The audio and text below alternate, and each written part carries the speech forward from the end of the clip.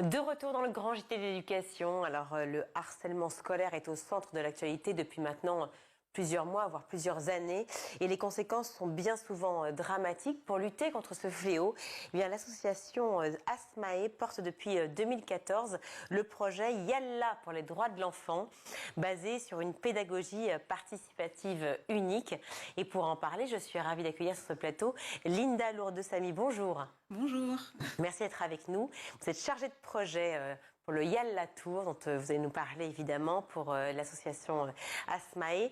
Alors cette asso, elle a été créée, je le disais, en 1980. Est-ce qu'on parlait autant de harcèlement il y a 40 ans ?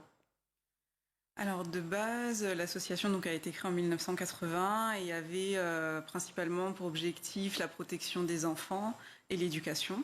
Donc nous, en fait, on est présent dans 8 pays dans le monde et en France. Donc on a commencé par faire de la sensibilisation autour des droits de l'enfant, donc issu de la Convention internationale des droits de l'enfant.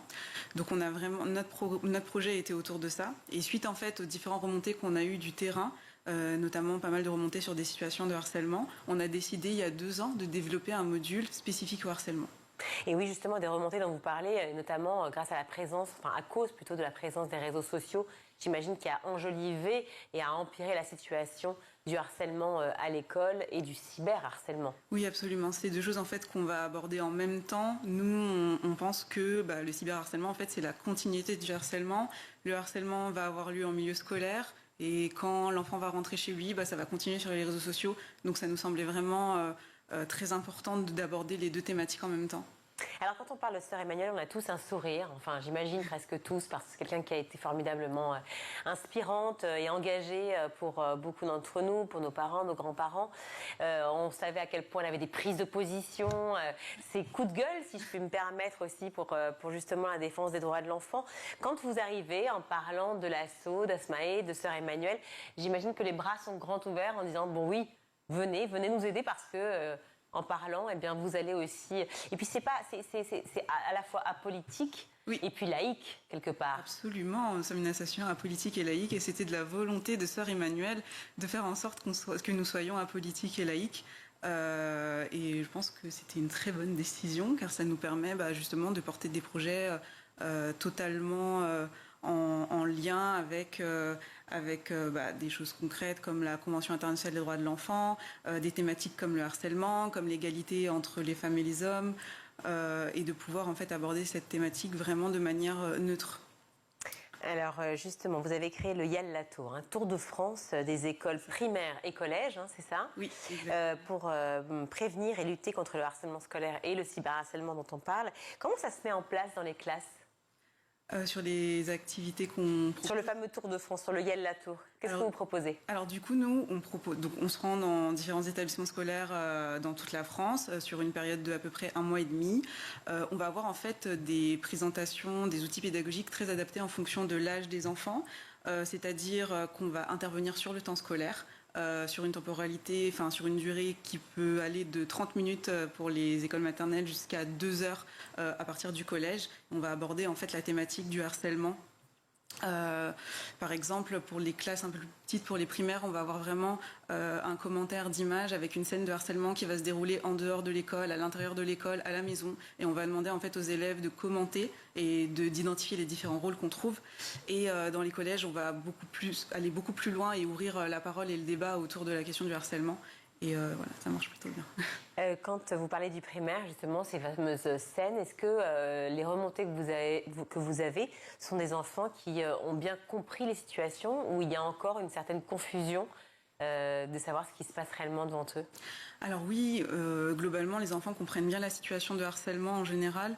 Par contre, on va se rendre compte qu'effectivement, pour les élèves, le harceleur et la victime vont être identifiés, alors qu'il y a plein d'autres personnes en fait qui sont dans une scène de harcèlement, des témoins silencieux, des personnes qui vont renforcer la situation de harcèlement, et également des assistants qui vont aider la personne qui harcèle à accomplir son acte. Le harcèlement, en fait, c'est une situation qui demande un caractère répétitif. Du coup, il y a des élèves qui vont demander il y a un tel qui m'a insulté ou qui m'a dit ça à une seule reprise, et dans ce cas-là, on ne va pas pouvoir caractériser le harcèlement, pardon. Mais malgré tout le dénoncer, c'est là où il y a en fait... le dénoncer. Le plus important, en fait, c'est de reconnaître les situations de harcèlement, et nous, en fait, déjà d'ouvrir en fait un espace de parole au sein de la classe, et notre motto, ça va vraiment être de dire... parlez-en. Dès que vous voyez, dès que vous êtes témoin, tout le monde a sa responsabilité, tout le monde peut agir et faire en sorte que la situation de harcèlement cesse. Est-ce que dans le primaire, toujours, les enfants, vous les sentez apeurés par rapport à ça? Est-ce qu'il y a une sorte d'angoisse, de frayeur? Alors non, pas du tout. En fait, on sent vraiment que les élèves vont justement se confier assez facilement en public, en fait, sur ah bah moi je m'étais pas rendu compte, mais en fait moi aussi à un moment donné j'ai peut-être été assistant, j'ai moi-même harcelé ou j'ai moi-même été harcelé, et on sent vraiment qu'il y a un cadre bienveillant qui fait que les élèves se confient assez facilement.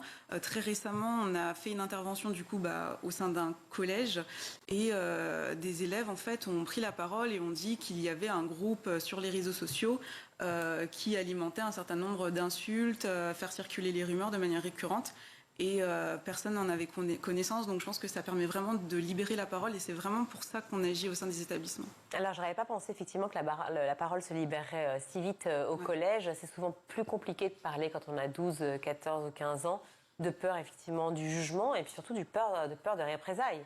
C'est quand même un des problèmes majeurs du harcèlement. Absolument. Après, c'est vrai que depuis quelque temps, on parle quand même beaucoup du harcèlement, que ce soit dans les médias, au sein des établissements scolaires, l'éducation nationale, les associations qui luttent. Donc on en parle énormément. Donc je pense qu'il n'y a pas vraiment de tabou autour de cette question-là. Mais peut-être de donner plus d'opportunités, d'ouvrir la parole. Et puis, nous, au sein de notre association, ce sont des volontaires en service civique qui vont du coup conduire les ateliers. Du coup, c'est vraiment la parole d'un jeune qui va parler à d'autres jeunes, et du coup ça crée vraiment un climat de confiance, et ça permet vraiment de libérer la parole plus facilement, je pense. Et aussi le fait que ce soit quelqu'un d'extérieur, parfois ça facilite aussi les échanges. Alors vous parlez d'un atelier effectivement où l'on voit une scène dans les classes primaires. Qu'est-ce que vous proposez comme atelier pour le collège? Pour le collège, on va avoir du coup quelques images vraiment pour expliquer un petit peu la situation de harcèlement, les différents rôles, etc. On va présenter des statistiques, on va présenter ce qui tombe sous le coup de la loi au niveau pénal, quels sont les risques. On va aller beaucoup plus loin, le fait est au niveau des conséquences sur la victime, mais également sur la personne qui harcèle, en termes de psychologie, de comportement. Par exemple, une personne qui va être victime de harcèlement peut développer une phobie scolaire, peut avoir une baisse de ses résultats, développer des symptômes de dépression. Commencer à avoir des habitudes, par exemple au niveau du tabac, de la drogue, de l'alcool. Donc vraiment d'expliquer de manière beaucoup plus poussée de quoi il s'agit. Parce que clairement, c'est un public qui nous permet d'aborder ces sujets de manière plus technique. Alors quand vous abordez ces sujets justement avec les collégiens, j'imagine que vous vous dites mais c'est dommage que les parents ne soient pas là, ainsi que tout le personnel éducatif, parce que c'est peut-être eux aussi qui doivent être sensibilisés à cette question du harcèlement. Quand on parle de harcèlement, on parle de repérage. C'est toujours le problème du diagnostic, entre guillemets. Oui, absolument. Quand pendant nos séances, les professeurs sont présents, parfois les proviseurs vont être présents également, et on commence tout juste à développer également notre activité avec les parents, parce qu'il y a réellement un besoin, enfin en tout cas on le ressent, et on a déjà fait quelques ateliers pour le moment, on ne peut pas encore parler de grande sensibilisation, et on va avoir des situations très émouvantes où les parents vont confier leur vécu, vont pouvoir échanger entre eux en disant moi aussi ça a été dur. Ce sont les parents qui sont volontaires? Non, du coup, on a commencé à développer auprès des parents, par exemple dans des entreprises, au sein des établissements scolaires. Mais du coup, oui, effectivement, ils sont d'accord pour venir. Ils sont d'accord pour venir. Ils sont déjà sensibilisés à la cause. Le problème, ce sont les autres. Oui, voilà, c'est ça. Voilà. Donc, il faut pouvoir les toucher, justement. Absolument. Parce qu'au sein d'une famille, quand il y a un enfant, souvent, qui est victime de harcèlement, eh bien, on se rend compte soit trop tard, soit, si ce n'est pas trop tard de manière dramatique, en tout cas trop tard dans le sens où l'enfant est très marqué. C'est ça. Et c'est toujours difficile pour les parents de prendre conscience d'une situation, sans vouloir mettre effectivement la faute sur les parents. Mais oui. Cette problématique-là, il faudrait pouvoir la développer. Comment vous allez faire pour pouvoir justement toucher davantage les parents ? Déjà, je pense que par le biais de l'école, c'est quand même assez facile parce que du coup, tous les enfants, les élèves fréquentent l'école et ces enfants ont des parents. Dans le cadre de réunions, de cafés de parents qui peuvent être mis en place. Il y a vraiment beaucoup de choses à faire, mais on est vraiment dans le développement pour le moment. Donc, je Peut-être grâce à ce harcélomètre. Est-ce que vous pouvez nous raconter ce que c'est que le harcélomètre? Alors le harcélomètre, on appelle ça, c'est un baromètre du harcèlement. C'est un outil qu'on distribue à la fin de chacune de nos séances au sein des classes, et en fait qui va donner finalement un espèce de, comment dire, une différenciation entre une relation qui est totalement saine et une relation qui est préoccupante, voire inquiétante, avec des bulles de discussion. Donc c'est vraiment pour se donner une idée de où on se situe vraiment dans du harcèlement, ou là où effectivement il n'y a pas de harcèlement, on est dans une relation saine. C'est vraiment un outil au service de la prévention que l'on fait au quotidien. Ça remplace pas ce qu'on fait en atelier, mais on a des questions parfois de la part des élèves, ou même parfois de la part du corps enseignant. Oui, mais du coup le harcèlement, c'est quoi? Là, j'ai vécu une situation de harcèlement, mais je ne suis pas sûre. Donc c'est vraiment un outil qui va un petit peu illustrer avec une discussion de type texto par téléphone ou sur un réseau social pour voir un peu où on se situe. Alors évidemment, une fois qu'on a compris, il y a donc d'un côté en vert relation respectueuse, en orange relation préoccupante et relation dangereuse en rouge. Une fois qu'on a compris où est-ce qu'on se situait, si je puis dire, il y a 2 numéros qu'on va rappeler aujourd'hui encore, le 30-20 et le 30-18. Alors du coup, c'est juste le 30-18, ça a changé récemment. Voilà. Pour le harcèlement et le cyberharcèlement, c'est un numéro unique. Parce que les 2 numéros sont derrière, mais sachez que c'est le 30-18 maintenant. On l'enlève maintenant, on demande aux élèves de le barrer et on va devoir changer du coup, mais c'est très récent. Et du coup, de contacter ce numéro-là, pour en fait, c'est anonyme en fait, et l'élève ou un témoin ou n'importe qui en fait qui prend connaissance d'une situation de harcèlement peut prendre le téléphone, appeler ce numéro et avoir en fait des équipes très réactives derrière qui vont donner des conseils. Pour le cyberharcèlement, qui peut enlever en fait les articles en cause en 1 ou 2 heures. Donc c'est un service qui est vraiment très efficace et on encourage fortement à appeler, même en cas de doute en fait. Alors vous le disiez, l'association ASMAE, c'est aussi une association pour les droits de l'enfant de manière générale. Oui. Et vous lancez la première édition du prix Yalla pour les droits de l'enfant, qui s'appelle Filme tes droits avec Yalla. Racontez-moi.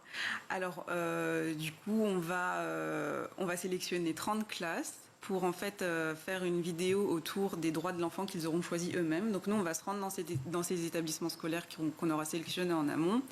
On va expliquer un petit peu quels sont les droits de l'enfant, enfin faire notre présentation qu'on fait d'habitude sur la Convention internationale des droits de l'enfant. Et par la suite, en fait, à l'aide avec leur enseignante ou leur enseignant, ils vont devoir en fait créer un scénario. Et pour les meilleurs scénarios, donc ça va passer face à un jury.